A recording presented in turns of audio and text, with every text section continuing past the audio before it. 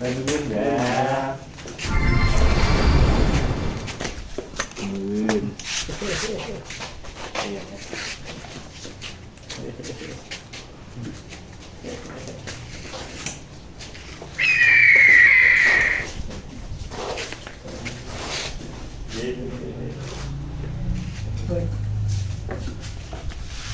Dalam kan Kula saking Bantul. Nggih. wis tak nggandi. Nembe menika Mas Endra ingkang Bambang Lipuro. Mama Puro Siten. Siten. Celak. Bambang Lipuro. Nggih, celak Gilang. Selo Gilang. Selo Gilang. Selo Gilang. Nggih. Menawi kula Banyu Urip Banyu Urip. Jatimulya. Banyu Urip ki. Tuh, Banyu Semurut ki. Banyu Urip. Banjure. Nggih. Yang Cakrajaya. Ngapunten kan. Nggih. Nggih. Nah, Banyu Urip. Badhe sowan. nggih. Badhe nderek sowan. Derek sowan, Mbah. Enggak dhewe nggih. Siap. Nggih. Siap nderek Nggih. izin. Matur nuwun. Inggih. Inggih.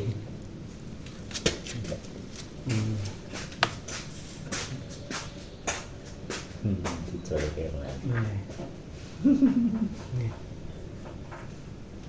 Kendaraannya kan itu napa? Nggih, Nggih. Mas Desa. Nggih. Nggih. Nggih. Nggih. Mugi-mugi Amin. Nggih. ziarah pengentun jenengan keterima ketampi. Amin. Nuwuhken kawijengan katentreman, Amin. sabar tawakaliman, Amin. kamulyan kaparingaken. Amin. Amin. Amin. Amin. Kae sugih slamet sugih rezeki. Amin. Matur sembah sanget. Nggih. Aku mengene. Mboten napa-napa. Nggih. Nuwun sewu. Ayem saged pinanggih jenengan. Nggih, ayem Mbah. kula. Kula sangat Nggih. Dalem yo saged pinanggih jenengan daya kula yo ajem. Lirane sih do. nggih. Niki ping ragangane sampe mawon kula Mboten nggih. ya sing sehat kok. Dalem iki kan 86 lebih. Nggih, hebat. Hebat. Mula 7B. Nggih. Larane. Hmm. Buyur bingung bruwet blabur budhek bubrah beser. Boten, Mbah. Sip, tesih sip. Sandangane. Nggih. Nek iki sih awake sih kenceng ketoke. Nggih. Ning nggih niku kencengane kok wis akeh. Aku tekan di mes saya Nggih, nggih. wau kepengin wingi kepeksa ndereke saking Polresta nika. Nggih. Dewa juga kan ngeterke mriku. Nggih.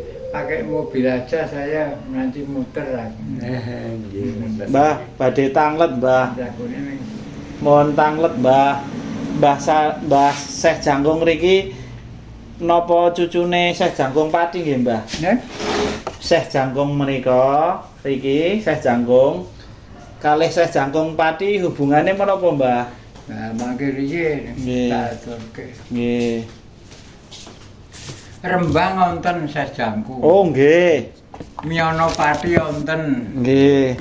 Yuwono niku Patanggon. Oh, nggih. Pati. Nggih.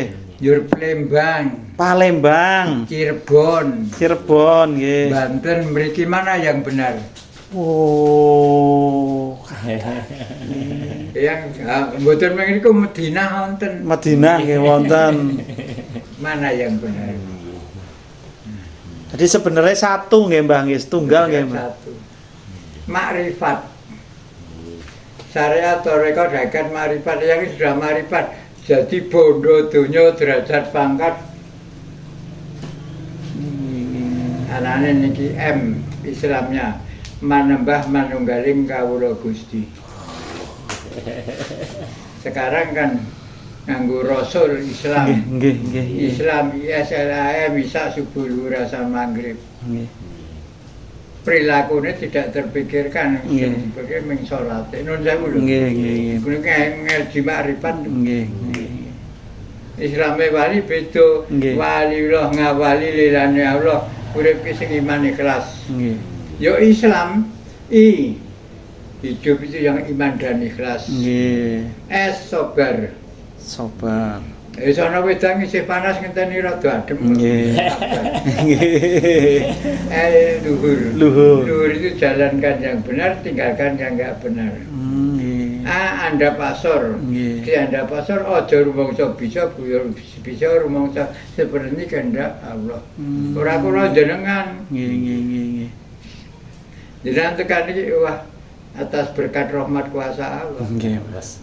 Bisa ketemu kula berkat rahmat. Nggih. Mula manembah manunggaling kawula Allah. Gusti. Hindu, Buddha, Kristen, Katolik, Islam kabeh nang sapa? Tuhan Yang Maha Esa. Nggih, nggih. Monggo agama ning agama monggo pakai yang mana? Nggih, nggih, nggih, nggih. Saiki do fanatik. Nggih. Wong Katolik, wong Kristen. Nggih. Wong Gusti Allah iki Allah Ilahi Kang Maha Kuwasa Ratune jagat, Kang Nita jagat. Maha Agung, Maha Pengasih kok. Nggih. Niksa sing niksa sapa? Nggih, nggih. Gusti Allah ora bakane. Nggih. Nggih.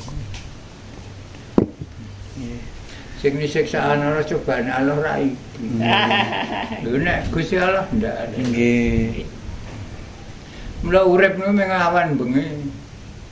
Awan bengi gede cilik, gede cilik kalau ora kepenak lah do akeh sithik iki dhuwur kiwa tengen ngarep buri. Akeh sithik wong kan engke kamulyane suwe lara 3 dina iku walah. Sifat menungso menus ngangsa ning menus kokean dosa. Ini ndak terasa. Nggih. Nek kula wali paling utama hidup itu mohon maaf. Mohon maaf. Karo sing kuat. Nggih. Tasah nyuwun pangapura karo Gusti Allah. Nek Islame diperbanyaklah istighfar. Nggih, nggih. Kula ya istighfar bareng pinter. Ning mantep kula ya Gusti Allah lepat kula nyuwun ngapura, kepas kula nyuwun ngapura. Bapak tidur tahu. Oh, nggih, nggih. Nek sabira meng melu. Nggih. Oh, setiap malam minta maaf. Apa keliru ndak semua benar. Nggih, nggih, nggih, nggih, nggih. Nek ana ngrungokne wong Gusti Allah sedaya lepat dosa kula nyuwun ngapura, kuwi donga apa? Nggih, nggih. Donga sing tak pahami kuwi ya. Nggih. Tuhan masa wong Gusti Allah ki basa Inggris ronco Jepang pinter. Wah, dong aku bener iki. Nggih, nggih. Mulane nek do ngaji to mbok ati pinten. Nggih. Nek do mireng. Pinten. Pinten. Nggih. Gangsal. Gangsal ing wernane. Ora ono iso. Saiki to mbok ati 6. Nggih. Taune ora ngandur. Nggih. Ustate nek ra goro. Nggih. Kaping 6 le nyangoni sing bejaji. Insyaallah taala nyembadani. Rasa ngono gelem teko apa mbel-bel. Ya ndak. Nggih. Nggih. Tambahin niku nggih, Mbah. Berani menerima, berani mendoakan. Kalau tidak berani mendoakan, jangan menerima. Ulang ngoten. Tuntunane yang Menawi Sunan Panggung. oh, pangeran panggung niku mboten Sunan, pangeran. Pangeran. Pangeran panggung niku nganu Putra Majapahit. Ning makome nggih wonten iki. Tebih. Mboten benten kali Pinggir sungai. Iki lah turun Sunan Murya. Nggih. Sing pangeran panggung niku Majapahit. Njur sing ten Sentolo Luang Tunggal, Abu Dagur Satria Ngumun. Mboten dados Yo tunggal sing ten iki berarti. Begelen, Nyai Begeli niku ya putra Majapahit. Setelah Majapahit dipegang oleh Raden Patah, padahal Raden Patah Islam. Semua yang tidak mau merasuk Islam pergi. Tebih. Oh, mboten wonten dados tunggal mriki nggih, Sunan Panggung. Ya? Sunan Panggung mboten dados tunggal wonten mriki. Mboten. Saya pernah sekali. Benten. Ning Kanjeng nonton mriki, nonton Mataram ya diurusi. Nggih. karo Mataram. Mula manunggaling kawula Allah Gusti. Gusti. Mbuh anake sapa ndak tahu mbuh agama apa ndak Nggih. ora ngurus Sae, agama. nggih, nggih. Ngurusin makhluk Allah, Nggih. makhluk ilahi. Nggih, nggih, nggih. Niku sok gampang-gampang angel. Nggih. Jan kepenak le ngendika. Nggih. Ning le ndekake sing abot. Nggih. Mula nuwun sewu nggih. Jenengan iso timur. Jangan suka mengeluh mengadu. Nggih. Uripku kok ngerkoso ndak boleh. Ndak boleh. Oh, Ndak nggih. boleh. Sudah bersyukur nggih. Sebab niki tuntunane ngerso dalem sinuwun ping 9 Nggih. Gusti Jatun. Nggih. Manunggaling raga nyawa sukma rasa karsa. Ana keparing Kang Maha Kuwasa sak pinuwun kinabulan ciptaku dadi pangucap dumadi kun fayakun. Bisa. Wong dodol ra payu ki salahe dhewe kok. Nggih, nggih, nggih. Terus didongake apik-apik, "Le mandi laris, Mas." Mau wis ana tuku wong tuku loro, wah sepi. Ya sepi tenan. Dongake laris kok sepi. Mau lho ana wong tuku, "Le mandi laris, Mas." Pengestunipun. Oh. Nanti ana wong tuku. Nggih. Ini perlu jenengan sekali Oke. kenceng. Ajaran Ajarane ya. mengeluh nggih. Ampun mengeluh nggih Mbah nggih. Mula niki sing diarani ngewat siratal mustaqim niki karo lelakon perilaku tindakan. Pengucap dan tindakan kleru le ngucap kleru le nindakake gambar bumbluwin neraka kok.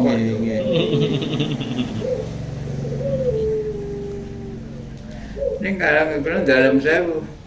Menungso iku kodrat menungso nek menungso yo kuwatus mbah nyuwun 1000 paringi 1000 nyuwun 2000 paringi 2000 nyuwun 4000 kaya wong tuku nomor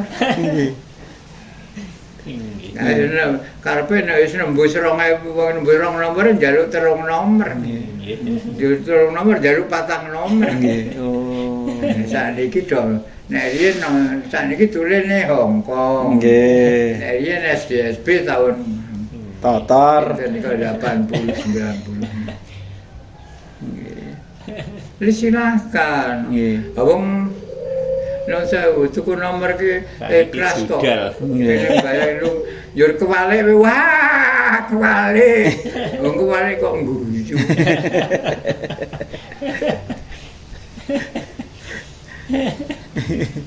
Mula kewalik wae ngguyu seneng. Mindah nek ra kewalik nggih. Lah kok bapak ibu kaum muslimat muslimin iki le dong ngundungake sing akeh le bayar. Wah, aku teko nang nganu ngendi? Nggih jenengan iki. Aku teko ndol pundi? Endi, Mbah? Jilat. Jenengan pundi? Kula Banyurip nganu. Ganjuran. Ganjuran itu. Ganjuran iki mulya dadi. Aku nang Ganjuran, aku nang Banyurip, le bayar ning sithike wegah. Diparingi kok wegah.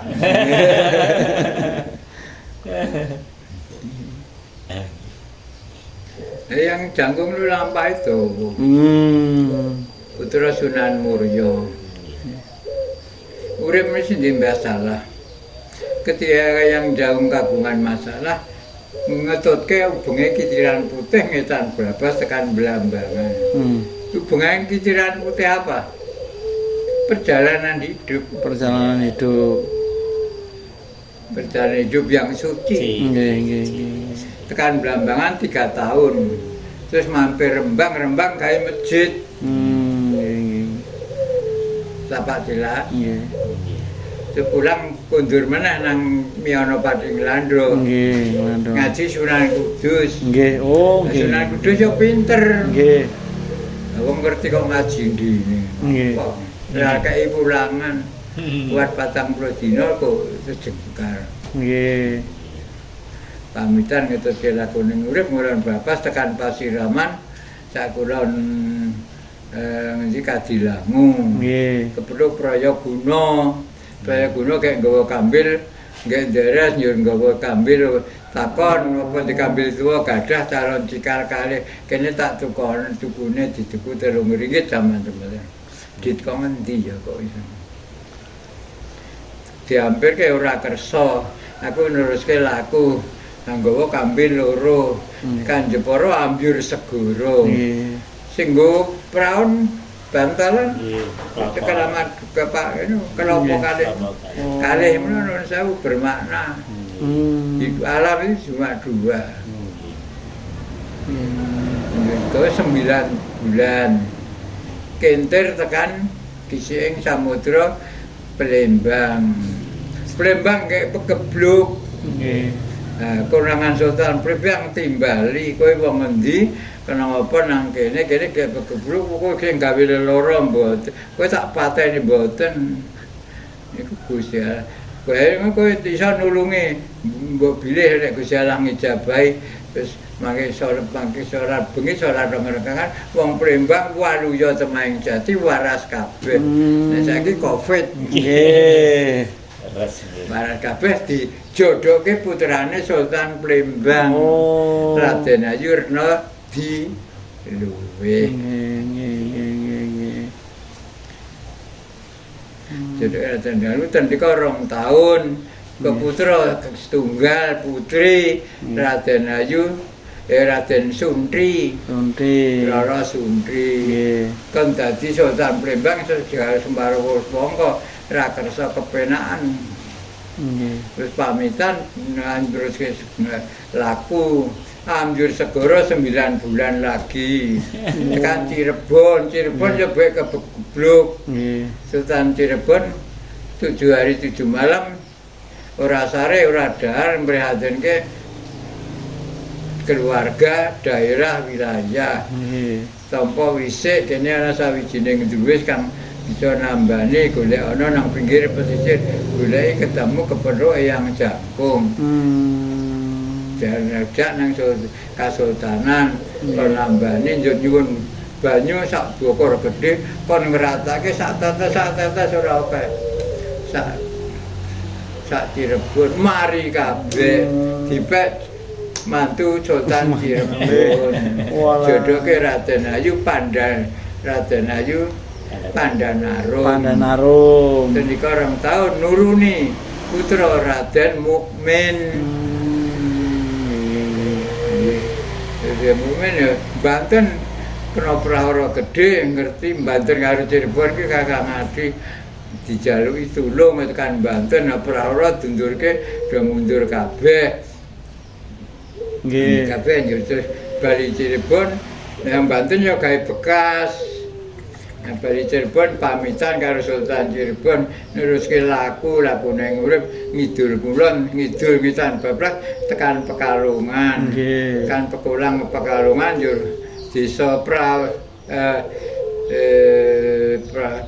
desa apa iki? Pekalongan. Lali desane. Ki gawe masjid. Nang Pekalongan.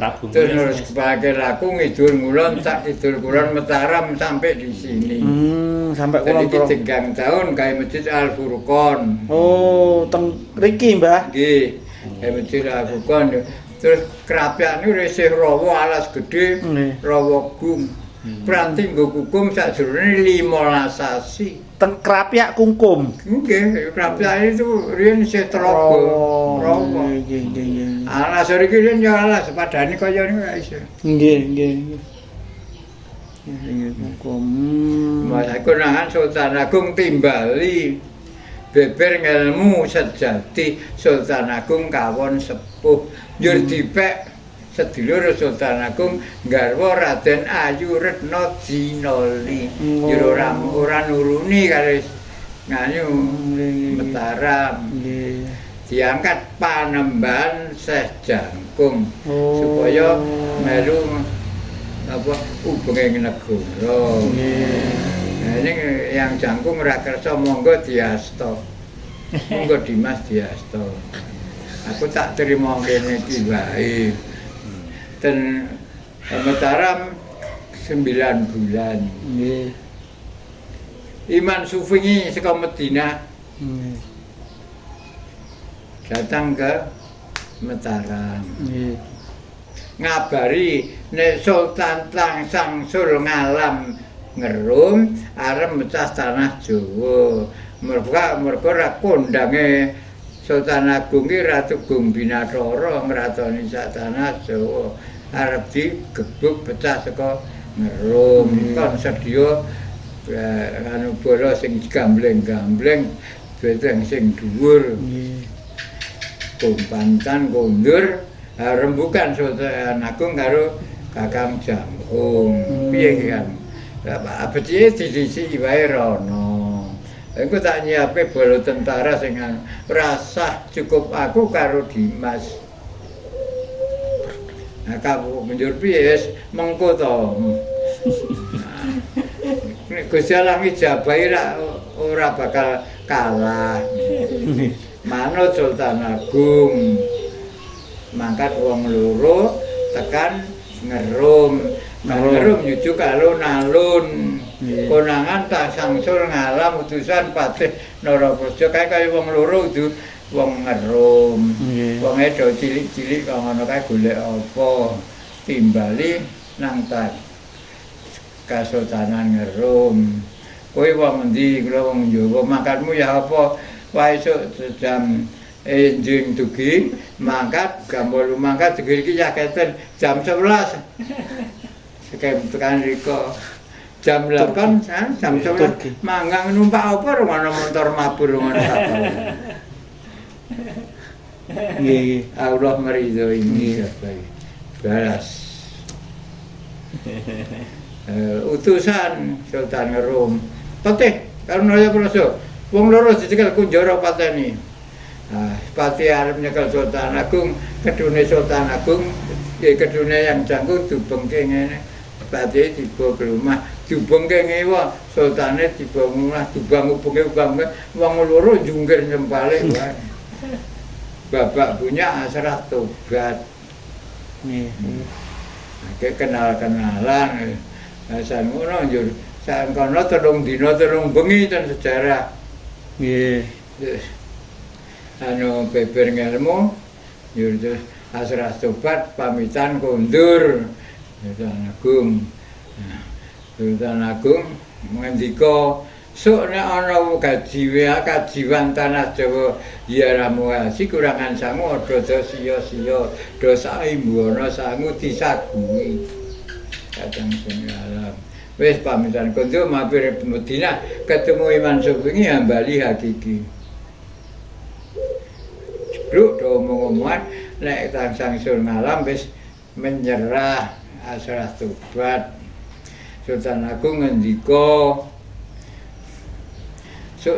Iman Subingi sok nek aku ngemasi karo Dimas Kakang Jangkung carek nang tanah Madinah sing gandul mae alus gandane arum.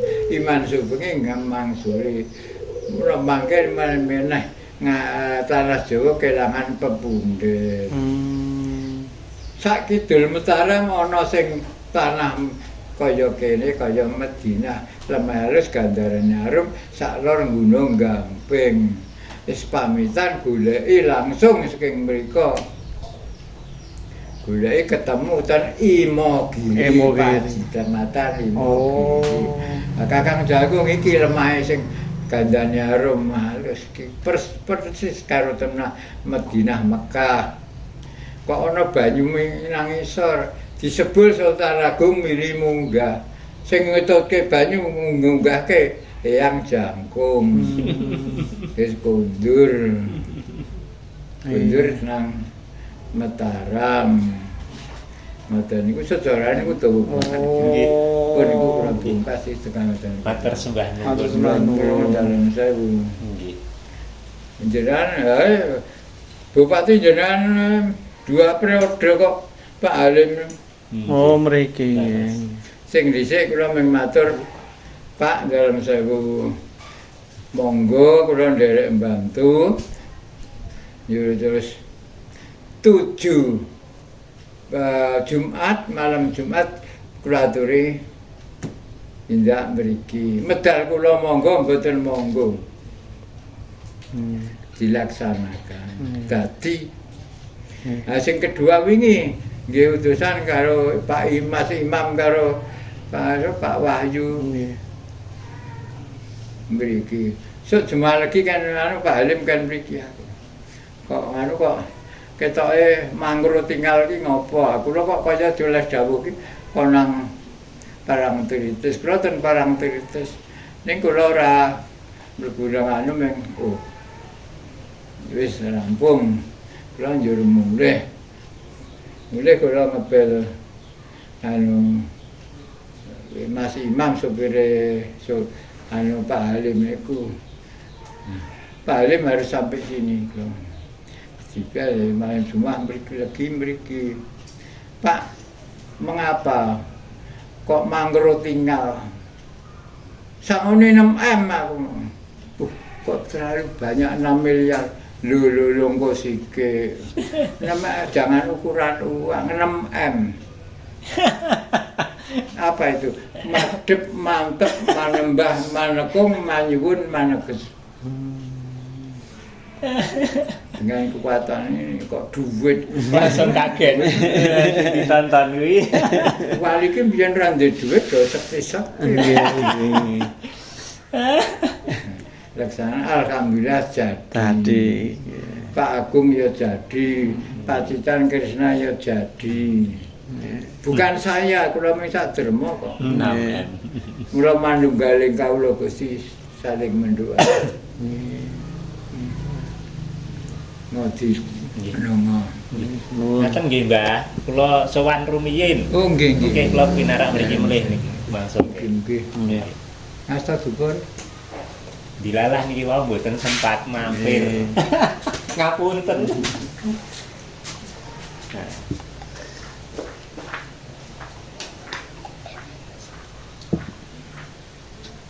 Saya hampir masuk. Energinya luar biasa. Mesti berabe. Berarti satu. Gitu. Iya, Dimanapun juga. Tilas-tilas pemanusia, jejak-jejak beliau. intinya disampaikan makrifat. Tilasan tilasan. Jejak perjalanan. Iya.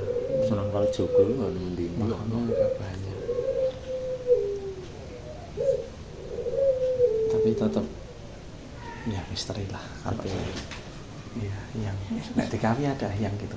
Hah? Ada. Om. Kalau yang asli sini kan hiang gitu, yang nggak ada di India ya.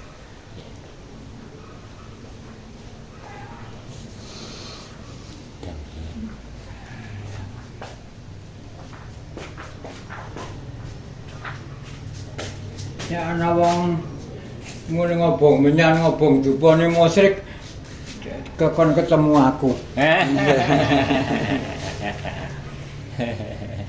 Wong dupa kok musyrik menyan musyrik kok. Oh mung klaro memahami kok njuk. Menyan Arab saya larang ya. Mbok ora dupa.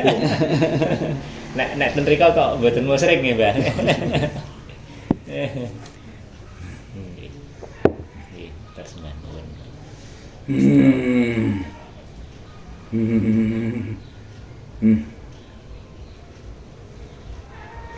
Dalam sewu wonten ngasot dalam ing sampeyan dalem Kanjeng Yang Panembahan Sesjangkung karo putra sakapatnya.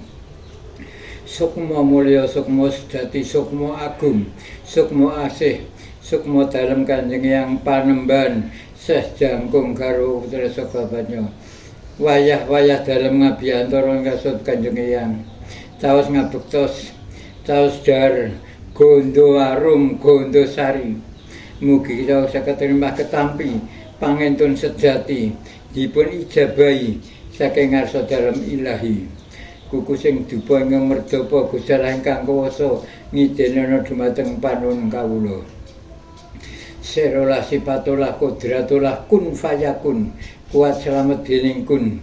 Duh Gusti Allah kawula dalam nyuwun tata titi tentrem bagas wara selamet karejekan lampahing gesang kula lumantaring para pepundhen para leluhur saindenging tanah Jawi tansah didongaaken para alim ulama lan kiai tansah dicaketi para piyayi diamini para santri tansah ditresnani makhluking ilahi sami jalan lan esri nuwuhaken kawilujengan katentreman sebarta kaliman Gusti Allah ngridani ijabahi sugih selamat sugih rezeki amin Kanjeng Eyang Panembahan Sejangkung wayah dalem ngabiyantara ngaturaken sedaya kalepatan kawula ing mbok bilih pinanggih kalepatan ing kawula ngabiyantara wayah dalem cumadong duka nyulunturing samudra pangesama ndung kaping kalih wayah dalem ngabiyantara caos sungkem kunjuk wonten ngaso dalem yekti wayah dalem ngabiyantara tansah manembah manekung manyuwun maneges dumateng ingkang maha kuwasa mugi jengandika sedaya nalika wonten praja lepatipun dipun paring pawruh ditampi amalipun kaparengaken papaning swarga saking ngarsa dalem ingkang maha kuwasa ing salajengipun wayah dalem sowan ngabiyantara nyuwun kawelasan dalem berkah dalem pangestu dalem tuntunan dalem picedah dalem wewaras dalem mugi-mugi ingkang wayah sedaya kaparengaken kanugrahan kawilujengan katentreman kesabaran keimanan tawakalipun wong dumateng keluarga asiyana sasami-samina gesang tabina godha rencana Gusti Allah ingkang Maha Agung ingkang Maha Welas ingkang Maha Asih ingkang Maha Bebaring hamaran karidhanipun lan dipun ijabahi sedaya panuwun lan panyuwunipun sak lampahing panjangka jumangkaing gesang tumbapaing wonten alam praja kaparengaken kanugrahan karahayon karaharjan kamulyan karejegan lahir lan batin amin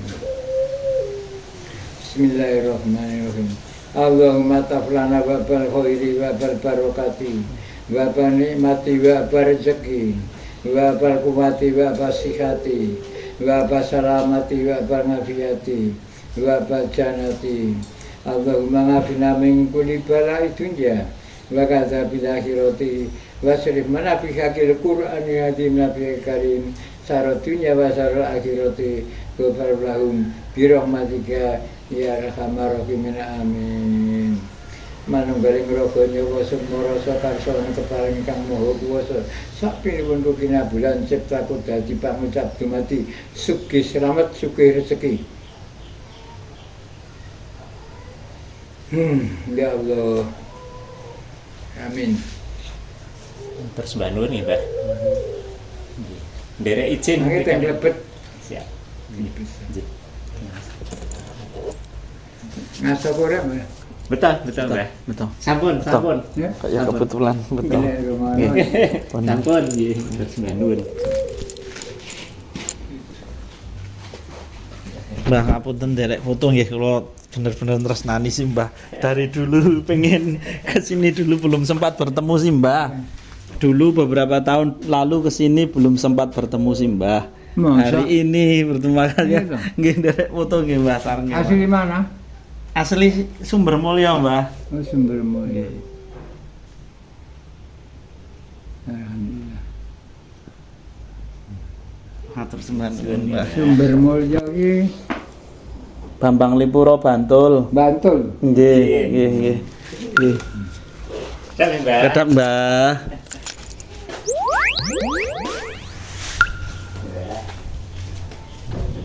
Alhamdulillah. Matur sembah nuwun sanget. Mugi dia pikantuk berkah Amin. dan kamu yang batin. Amin. Sugih slamet sugih rezeki. Amin. Kula niku kapan iso kepanggih kalih panjenengan kata lho. Ayem rasane. Ayam Mbah. Dalem ki nek mlaku tekan niku wis. Nggih, Nggih, pun pun, Mbah. ngaten menika sampun matur sembah nuwun. Nggih. Menika anu kuncinipun. Oh nggih. Matur sembah nuwun. Nggih. Wonten lepatipun nyuwun agung. Sedaya peparing pikantuk lunjang. Amin amin. Amin. Amin. Mbah. Amin. Nggih. Nyuwun karayan, Nggih. karayan. Lajeng nyuwun pamit. Nggih, nggih. Sun. Pamit, Mbah. Nggih. Matur sembah nuwun. Matur sembah nuwun, Mbah. Bareng-bareng. Bareng. Nggih.